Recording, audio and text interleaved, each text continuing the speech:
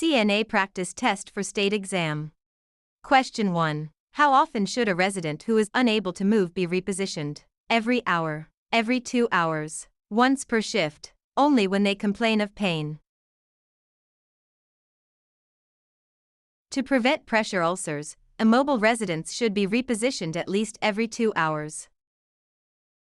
Question 2. Which document describes the tasks a CNA is legally allowed to perform? The resident's care plan, the CNA's job application, the state's scope of practice, the facility's menu. The scope of practice defines the legal limits and responsibilities of the CNA role in that state. Question 3. When a resident is on a bladder training program, the CNA should restrict the resident's fluid intake, take the resident to the bathroom on a scheduled basis, tell the resident to hold it as long as possible, always keep a catheter in place. Scheduled toileting helps the resident regain control and awareness of bladder function. Question 4. What is the correct way to lift a heavy object? Bend at the waist and keep legs straight. Keep feet close together. Bend at the knees and use leg muscles. Lift with your back muscles. Proper body mechanics involve using the strong leg muscles and keeping the back straight to prevent injury. Question 5. When dressing a resident with a weak right arm, which arm should be dressed first? The left arm, the right arm, both arms at the same time. It doesn't matter. When dressing, always start with the weak or affected side first. Dress affected/weak. Question 6. A resident with Alzheimer's disease is wandering the halls. What should the CNA do? Lock the resident in their room. Tell the resident they are being naughty. Gently redirect the resident to a safe area or activity. Tie the resident to a chair. Redirection is a safe and effective technique for managing wandering behavior in dementia patients. Question 7. Which of the following is an example of objective data? The resident says they have a headache. The resident's blood pressure is 120/80. The resident feels nauseous. The resident is worried about their family. Objective data is observable and measurable information, such as vital signs. Question 8. What is the most effective way to prevent the spread of infection? Wearing gloves at all times. Washing hands frequently. Using antibacterial spray on everything. Keeping all residents in their rooms. Hand washing is the single most important practice in preventing the spread of infection. Question 9. What is the first step in performing any procedure on a resident? Gather supplies. Identify the resident. Wash your hands. Explain the procedure. Hand hygiene is always the first step to prevent infection before touching a resident or equipment. Question 10. A resident refuses a bath. What should the CNA do? Force the resident to bathe. Skip the bath and try again later. Tell the resident's family. Document that the resident is difficult. Residents have the right to refuse care. The CNA should respect the refusal and try again at a different time. Question 11. Which of the following should be reported to the nurse immediately during a bed bath? The resident is tired. A new red area on the resident's tailbone. The resident wants to wear a blue shirt. The resident is talkative.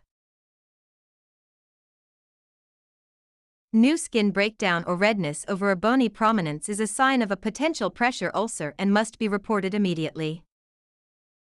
Question 12. An ombudsman is someone who provides medical care to residents, advocates for the rights of residents in long-term care, manages the facility's budget, inspects the kitchen for safety. An ombudsman is an official advocate who helps resolve complaints and protect resident rights. Question 13. What is the primary goal of restorative care? To perform all tasks for the resident, to help the resident regain or maintain the highest level of function, to cure the resident's illness, to move the resident to a hospital. Restorative care focuses on helping residents maintain or regain their independence and physical function. Question 14. When should standard precautions be used? Only for residents with known infections. Only when the resident is coughing. For every resident at all times. Only when the nurse tells you to. Standard precautions are designed for use with all patients to reduce the risk of transmission of pathogens. Question 15. Which of the following is a normal part of aging? Loss of all memory, slowed reflexes and reaction time, incontinence, constant pain. While some decline is normal, like slower reflexes, things like total memory loss or incontinence are not normal parts of aging.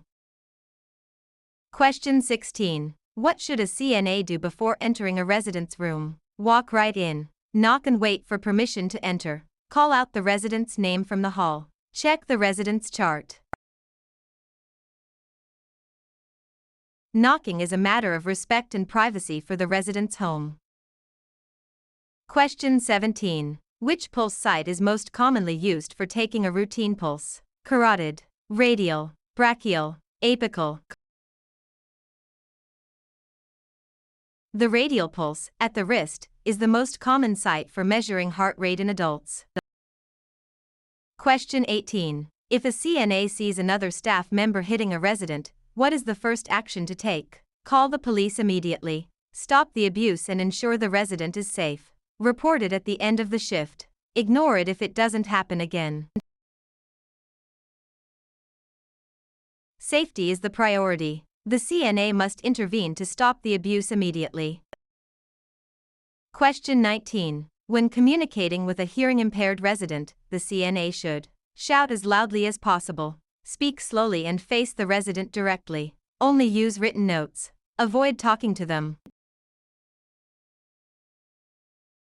Facing the resident allows them to see your lips and facial expressions, and speaking clearly helps communication.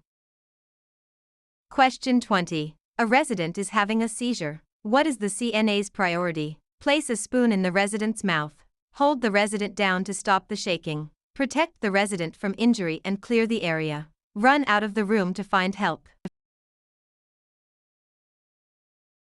Safety is key. Protect the head and clear objects away. Never put anything in their mouth or restrain them.